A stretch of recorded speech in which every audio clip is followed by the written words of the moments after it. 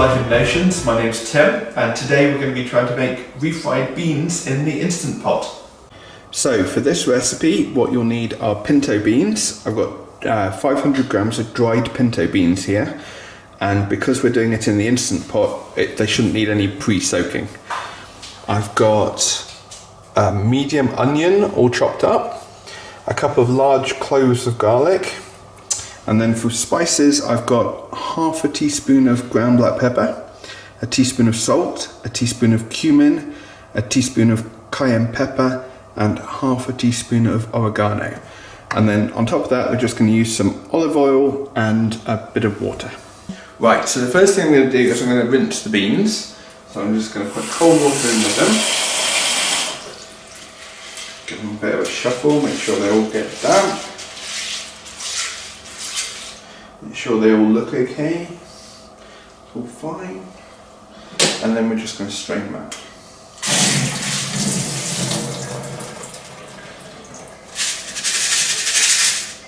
Okay. So that's that.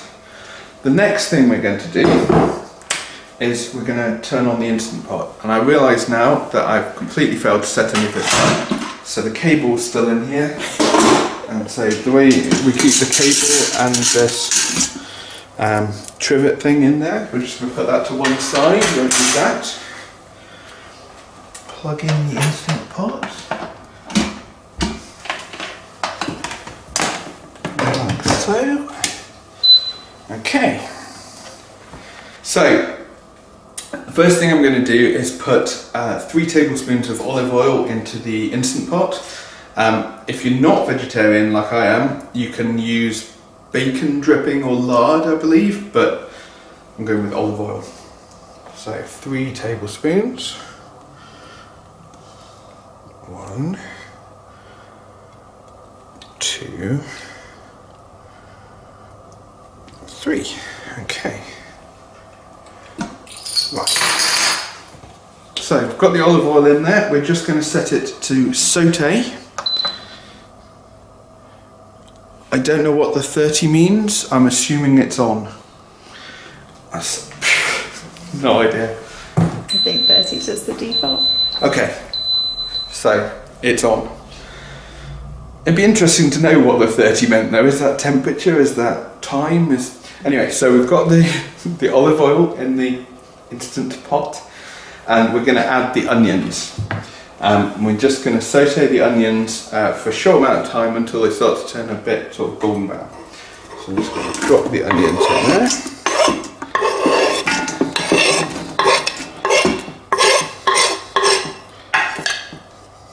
Okay. So grab myself a wooden spoon. I'm just going to give them a bit of stir so they're all coated in the oil. Like so. And then we'll probably just have to wait a minute for this to heat up a bit. Right.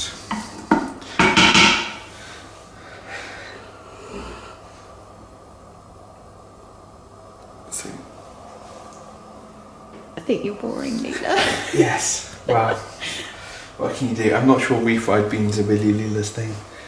Definitely not. Add that little bit of olive oil that's done there. Right. I'm not sure really what I can do while this is heating up. It's taking longer than I thought it was going to. It's starting to sound like it was heat. So you can hear the onions are starting to sizzle. That's a good sign. And we're just going to give them a quick stir. And essentially, just keep an eye on them, stirring them occasionally and waiting for them to start to change colour. Well, they're kind of white, slightly yellowy green at the moment, and they should be going sort of a slightly golden brown colour, like when you fry onions. So if they're black, you've gone too far? If they're black, you've gone too far, yeah, absolutely. So it's starting to smell quite oniony. I would recommend not sticking your head directly over the Instant Pot while the onions are cooking. Right. So So Tim, have you got any tips on how to store onions so that they don't make your eyes water when you chop them? No, just suck it up. That's my advice. Oh, you may be interested. But we all know onions are very bad for dogs. Very bad. I'm sure when I was a kid I tried wearing swimming goggles while cutting onions. I'm not sure it really helped. Yeah. Well, it kind of makes sense, you know, you want to protect your eyes from the oniony. So, the onions are still the same colour, so not done yet. Yeah, thank you. Just going to put that back in, there you go.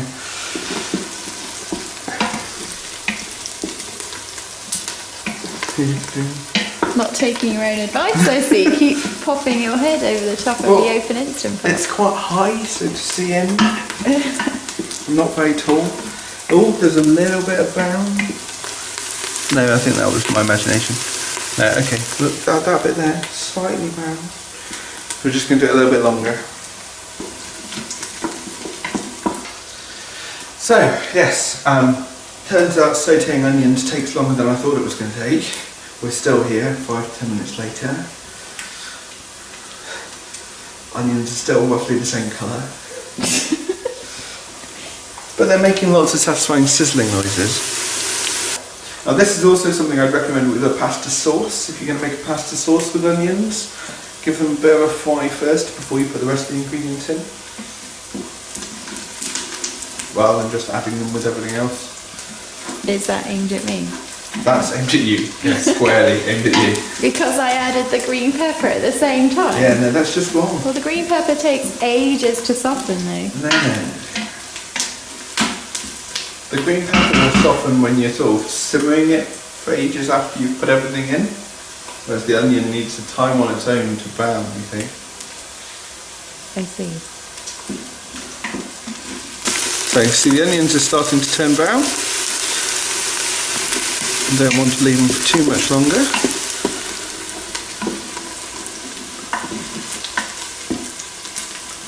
Right. So once the onions have turned brown, or are starting to turn brown, to be honest they're starting to stick a little bit, so I think I might just put everything else in anyway.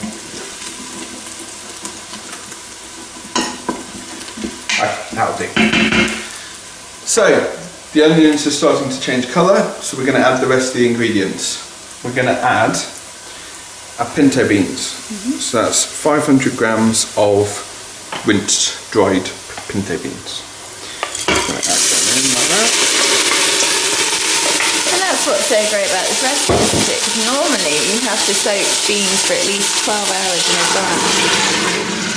Absolutely. Well, I think I'm not sure with kidney beans, because kidney beans are the ones that really need soaking, aren't they? Because they have toxins in that you need to soak out. Yeah. So we're adding 2 litres of water, like so. Just going to give that a stir. And then we're just going to scrape out the beans after that. Like so. Then we're going to add our various spices. Just going to add all that in like that. And then finally we're going to add the garlic. So I'm just going to use a garlic crusher thing. And that's quite a good one. It's actually from IKEA. We've had it for well over a decade. Yeah, it is very good. Just add that in.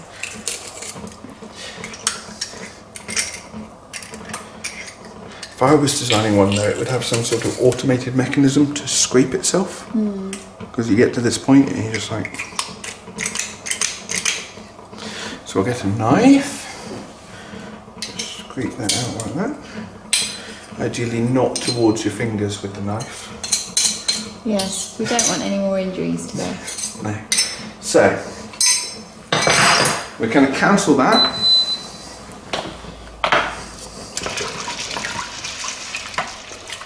Give it a stir so everything's nicely combined. Try not to to have stuff up It the doesn't side. look too appetising right now. I'm sure it's going to be delicious. I'm sure it will. Smells nice. You can smell all the aromatic spices you threw in there. Absolutely. So what we're going to do now is we're going to get the lid of the Instant Pot. We're going to seal that up like that. We're going to make sure the pressure valve is closed, not on venting. Chris? And we're going to stick it on manual, and we're going to stick it on manual for 45 minutes. Can you hold it down? Oh, you can hold it down. Okay. That's a lot less irritating. There you go. 45 minutes. We're just going to leave that now to do its thing. At the end of 45 minutes, we're literally just going to leave it to naturally release the pressure for another 20 to 25 minutes. And then after that, we'll release the pressure and see what we've got. Okay, so it's had its time cooking. It's been natural releasing for 23 minutes. And we're just going to turn the pressure thing and let it all release now.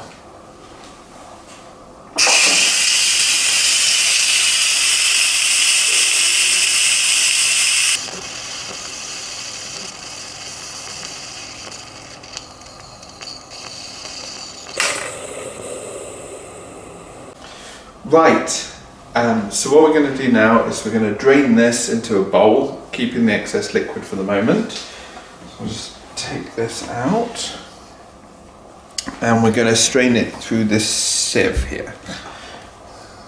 Somehow. Hold on. We're just going to move this bowl slightly this way. Now, I'm just going to take this and I'm going to strain it through the sieve. To get rid of the excess liquid. Hopefully I don't spill too much of it. Right, let's see.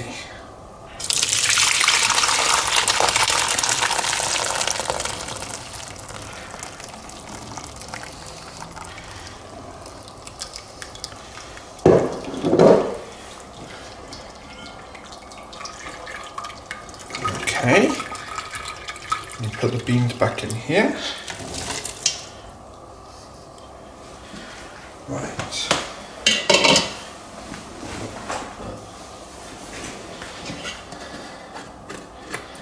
Okay. Now, I'm just going to take a masher and give it a bit of a mash. Now you can blend this if you want, but I've decided it'd be nicer with a bit more texture.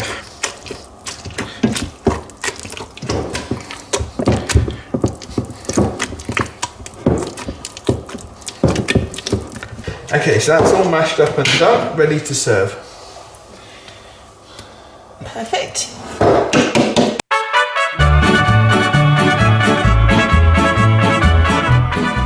Right, so I've made some fajita mix. I've added some to my fajita to see what that's like. So I've just added the refried beans along with it, along with having some on the side, and we'll see.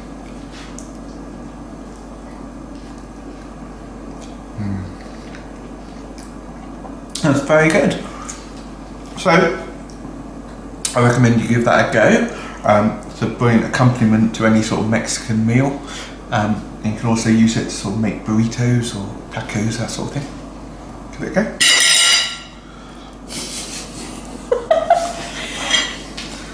Cut.